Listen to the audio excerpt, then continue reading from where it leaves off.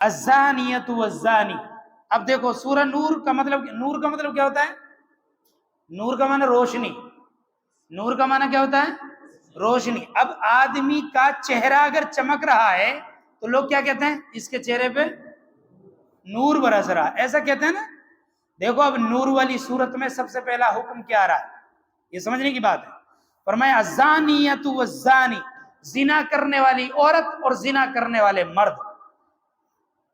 صورت تو نور کی ہے لیکن ذکر ہو رہا ہے زنا کاروں کا. کیوں؟ اس لیے کہ زنا کرنے والا آدمی، زنا کرنے والی عورت چاہے کتنی خوبصورت بن جائے ان کے چہرے پہ نور نہیں رہتا. ٹھیک ہے؟ آدمی کتنا ہی کچھ لگا لے، اپنے چہرے پر لگا لے، بڑھیا بڑھیا لباس پہن لے، لیکن وہ اللہ کی طرف سے سکون میں نہیں رہتے. یہ زنا کرنے والے مرد اور زنا کرنے والی عورت.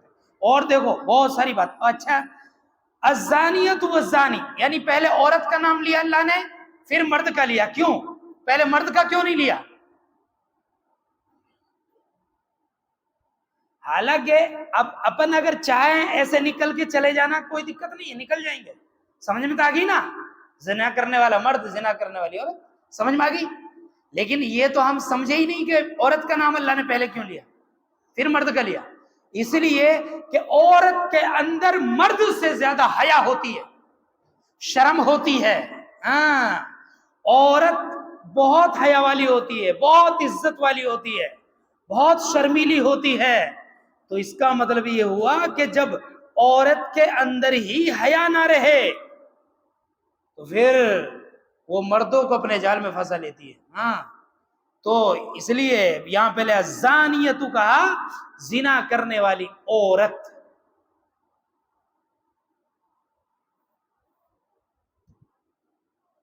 ایک شخص نے اللہ کے رسول اکرم صلی اللہ علیہ وسلم سے فرمایا، اللہ کے نبی صلی اللہ علیہ وسلم میرا دل زنا کرنے کو کر رہا. بھلا کوئی آدمی اللہ کے نبی سے ایسے کہہ سکتا؟ لیکن کہا. کون سی بڑی بات؟ آج تو لوگ علماء کے لیے پتہ نہیں کیا کیا کہہ دیتے ہیں اپنے اماموں کے لیے کیا کیا کہہ دیتے ہیں. آگے تو بڑا شریف بن جاتے ہیں اماموں کے سامنے، جیسے اس سے بڑھیا عزت امام کی کوئی نہیں کرتا. پیچھے سے دے برائی دے برائی دے برائی، امام کی ایسی تیسی کر کے پٹک دیتے ہیں پیچھے سے. آگے کسی کی مجال نہیں ہے بولنے کی، کیونکہ امام ان کے ٹکڑوں پہ نہیں پلتا ہے، اس لیے آگے نہیں بول سکتے، کیونکہ ان کی ماں نے دودھ نہیں پلایا ابھی تک. امام کا مطلب یہ نہیں ہے کہ مسجد کا امام، امام ہوتا ہے عصر کا. اب امام بخاری رحمۃ اللہ علیہ، امام مسلم رحمۃ اللہ علیہ، امام ابو داؤد رحمۃ اللہ علیہ، ابن ماجہ رحمۃ اللہ علیہ، اور جیسے جیسے کیٹیگریاں آئی امام چینج ہوتے رہے. ابو حنیفہ رحمۃ اللہ علیہ، امام مالک رحمۃ اللہ علیہ، امام شافعی رحمۃ اللہ علیہ، اور اب پھر نیچے درجے میں مسجدوں کے امام. جس کی بیوی گھر میں نہیں مانتی وہ اپنے امام کو اوپر آ کے چلاتا ہے، روب دبدبا. گھر میں بیوی سے پٹکا جائے گا لیکن امام کو پیٹنے کی سوچے گا. آپ لوگ نہیں، میں کہہ رہا ہوں، مطلب ایسا ہے، حقیقت ہے یہ. اب تو کہنے لگے کہ میرا دل زنا کرنے کو کر رہا ہے. اللہ کے نبی صلی اللہ علیہ وسلم نے پتہ کیا کہا؟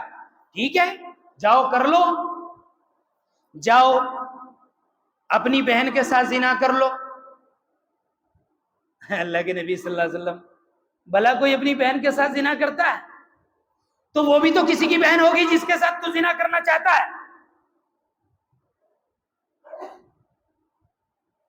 نہیں، بہن کے ساتھ. ٹھیک ہے جاؤ اپنی ماں کے ساتھ کر لو. اللہ کے نبی صلی اللہ علیہ وسلم ماں کے ساتھ کہا کہ وہ بھی تو کسی کی ماں ہوگی جس کے ساتھ تو زنا کرنا چاہتا ہے. وہ ٹھیک ہے بہن کے ساتھ نہیں کر سکتا، ماں کے ساتھ نہیں کر، جاؤ اپنی پھوپھی کے ساتھ کر لو، خالہ کے ساتھ کر لو، فلاں کے ساتھ کر لو، فلاں کے ساتھ کر لو.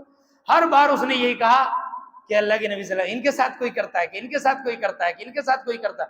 کہا کہ وہ بھی تو کسی کی لگتی ہیں یا وہ نہیں ہے. یا ہماری بہن تو ہماری بہن ہے اور دوسرے کی بہن کرائے کی بہن ہے؟ بولو. اب سورہ نور کی آیتیں ہیں یہ. اچھا زنا کرنے والے مرد کے لیے کیا فائدہ ہے؟ فائدہ بتاؤں گا. بھی دیکھو آج تک تو دنیا کہہ رہی ہے کہ زنا کرنے والے کے لیے یہ نقصان ہے، یہ نقصان ہے، یہ نقصان ہے. اب فائدہ بتاؤں؟ فائدہ سنو. زنا کرنے والے کے لیے فائدہ فرمایا الخبیثات للخبیثین والخبیثون للخبیثات والطیبات للطیبین والطیبون للطیبات. کیا فائدہ ہے؟